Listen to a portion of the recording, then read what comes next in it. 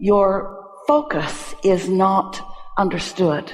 The power of your focus, the importance of your focus, your ability to decide as life helps you to do it, and then to choose to focus predominantly upon what you have chosen, rather than upon continuing to focus upon the opposite of what you want in order to justify what you want.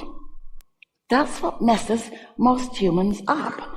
They live and they prefer. It's easy to know what feels good. It's easy to know kindness and love and appreciation. It's easy to know success and exhilaration and clarity and confidence. It's easy to know those things feel good. It's easy to feel those things are good.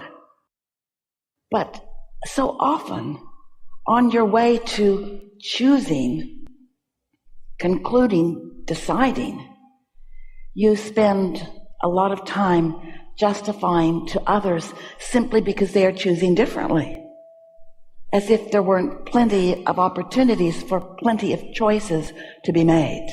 It's like sometimes you think that you have to be right for everybody. And, that really is not what you intended as a horde of deliberate creators bound for this creative experience. You did not plan on getting everybody to agree with you. In fact, your diversity was something that you knew would be your greatest overall mass consciousness benefit.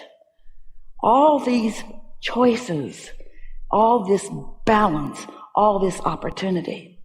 But when you get sort of human focused, where you have in large part come to represent a really flawed premise. And the flawed premise that so many humans are sort of stuck on, we're going to shake it loose a little bit here today, is that there is a finite amount of goodness that you are fighting over. That if you don't fight your way to your fair share, that you will be left out.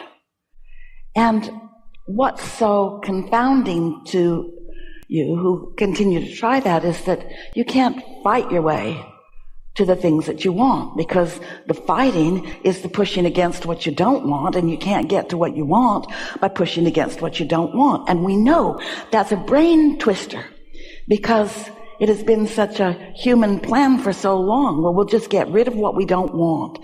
So there's a war against this and a war against that and a war against this and a war against that.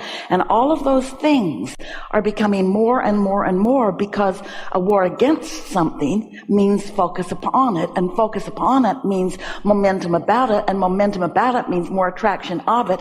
So it really means that when you push against what you do not want, even in justification of what you do want, you hold yourself apart from what you want, which just supports your flawed premise. It makes you think, I should push harder against what I don't want.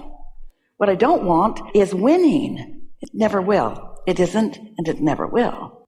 But you can pinch yourself off from a lot of happy moments, and from a lot of good timing, and from a lot of realization of the worthiness and goodness that is you. So we just want to start there a little strong, because we want you to feel, as these hours together are unfolding today, how easy it is really to live life and choose what you prefer, and then to focus there and witness universal forces backing you up. All of you. In other words, we're not here supporting one lifestyle over another, one religion over another, one anything over another thing. We focused from non-physical, you focused from physical and non-physical. We are all in this together. And the point of it is expansion. The point of it is the eternal nature of our beingness.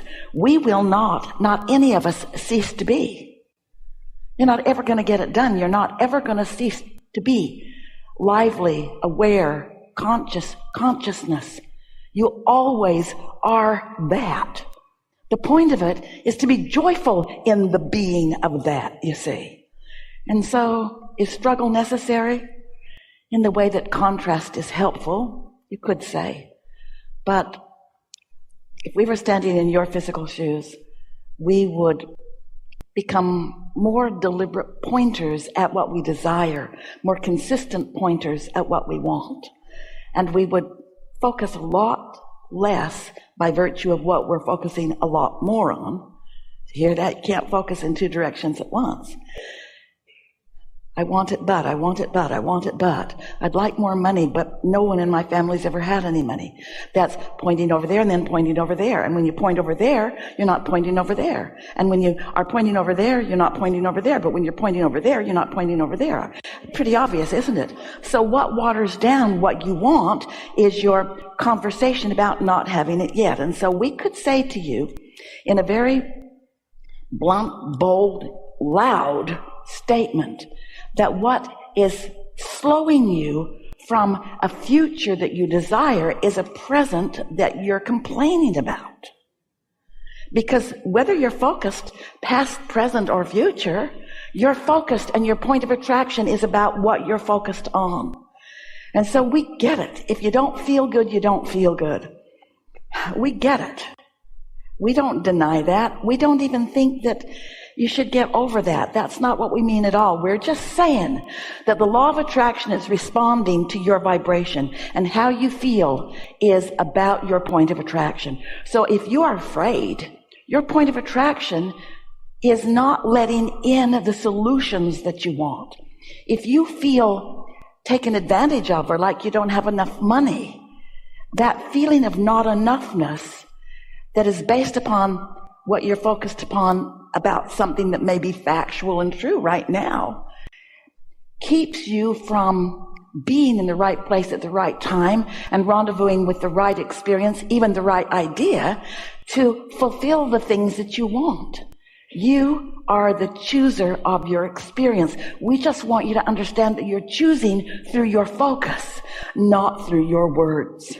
Your words do not mean diddly squat. They often reflect how you feel. In other words, ornery words usually reflect ornery feeling, and fearful words often reflect insecure, fearful point of attraction. We're not saying that there's not a connection to it.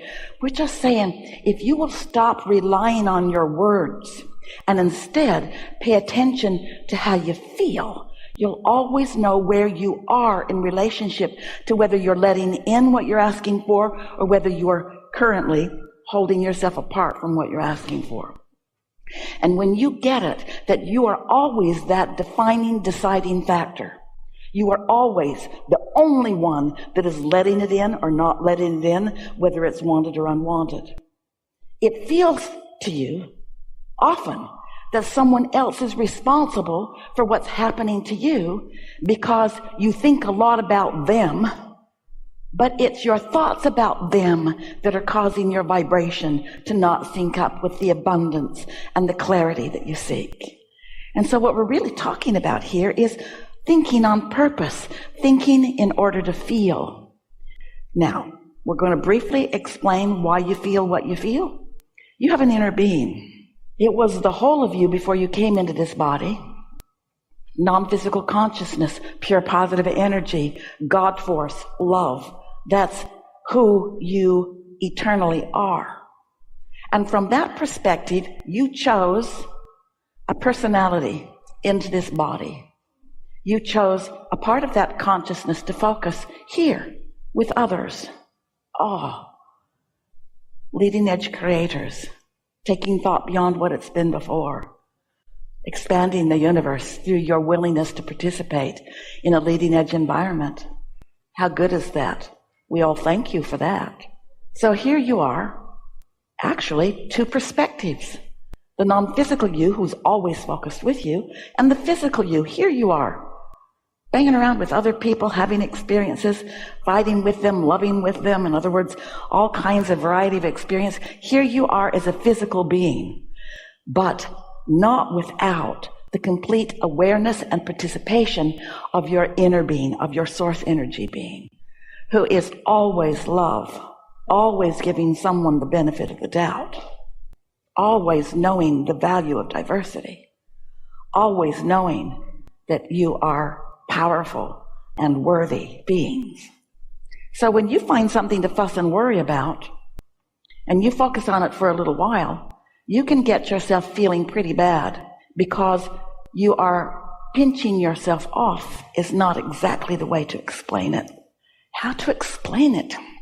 You know, everything that we talk about here, even though it is under a spiritual label, even though it is about non-physical, even though it is about human stuff, physical stuff, non-physical stuff, God stuff, source stuff, everything that you live in this physical world is about the same thing. It's about energy and the way the energies mix. It's more like chemistry than it is about sociology or psychiatry.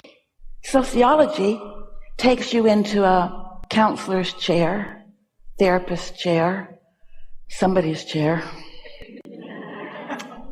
and it says, how do you feel? We ask that too.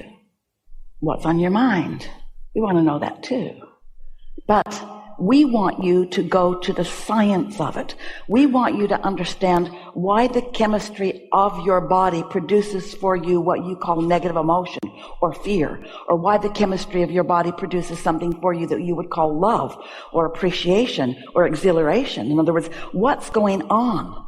What's going on with your physical chemistry is not different than the law-based chemistry of chemistry.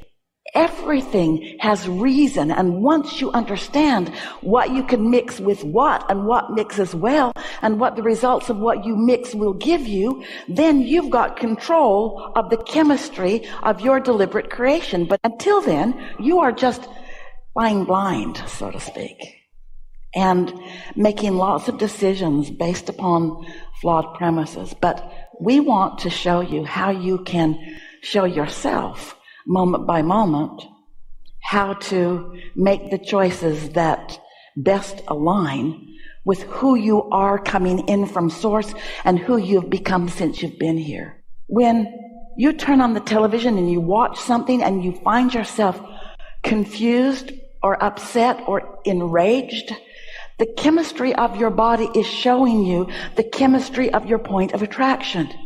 You are being given a physical manifestation of the mix of what you know from source energy perspective and what you're concluding from your now human perspective. Everything that you are about is creating what is your next experience, your next experience, your next experience. Manifestation is rich and delicious.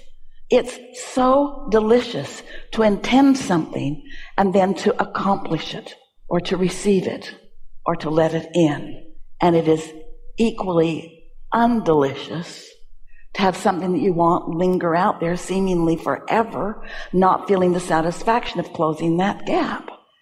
And so we want to say to you that as you point in the direction of wanted, as you talk about what you want and why you want it, as you look for the easy existing matches about it, what happens to the chemistry of your being? What happens to the vibrational harmony between you and your inner being and your desire? This is big. The harmony between you and your inner being and your desire. What happens to you as you pay attention to how you feel? That harmony, that alignment, that lack of contradiction allows a momentum that brings you more ideas, more rendezvous, more satisfaction, more fun.